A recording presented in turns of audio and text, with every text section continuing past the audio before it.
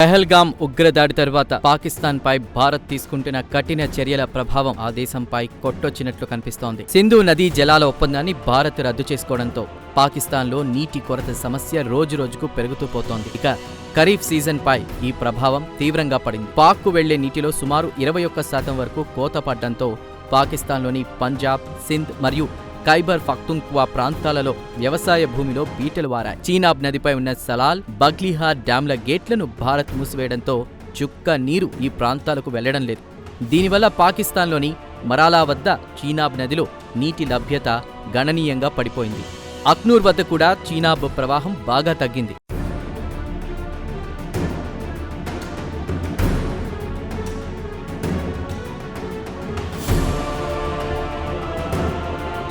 Kharif season ప్రారంభం కావడంతో నీటి కొరత మరింత తీవ్రతరమైంది. మే, జూన్ మధ్య నీటి లభ్యతపై సమీక్ష నిర్వహించిన ఐఆర్ఎస్ఏ చీనాబ్ నదిలో ప్రస్తుత నీటి ప్రవాహ స్థాయిలు కొనసాగితే పాకిస్తాన్ తీవ్ర ఇబ్బందులు ఎదుర్కొంటుందని పేర్కొంది. ఇక పాక్లోని ఇండస్ రివర్ సిస్టమ్ అథారిటీ నివేదిక ప్రకారం జూన్ 5న సింధు బేసిన్ నుంచి ఆనకట్టలకు 1,24,500 క్యూసెక్కులు విడుదల చేయగా గత సంవత్సరం ఈసారి దాదాపు 1,44,000 క్యూసెక్కులు విడుదలయ్యాయి. ఈ కొరత ఖరీఫ్ పై ప్రభావం చూపుతుందని నిపుణులు తెలిపారు. రుతుపవన వర్షాలతో కొంతవరకు పాక్ నీటి కొరత విషయంలో గట్టెక్కినా అప్పటి వరకు పాకిస్తాన్లోని పంజాబ్ ప్రావిన్స్లోని పంటలు పూర్తిగా దెబ్బతినే ప్రమాదం ఉంది.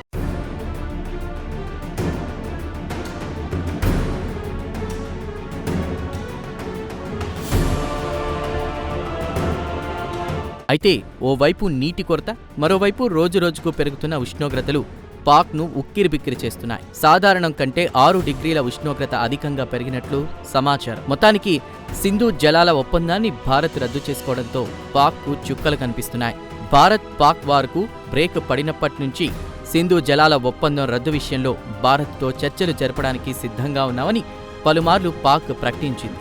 అయితే పాక్ ప్రేరేపిత సీమాంతర ఉగ్రవాదం అనేది సింధు నదీ జలాల ఒప్పందం అమలులో జోక్యంతో సమానమని భారత్ స్పష్టం చేసింది. ఈ ఒప్పందం అమలు విషయంలో తమ దేశాన్ని నిందించడం మానేయాలని భారత్ పాక్కు వార్నింగ్ ఇచ్చింది.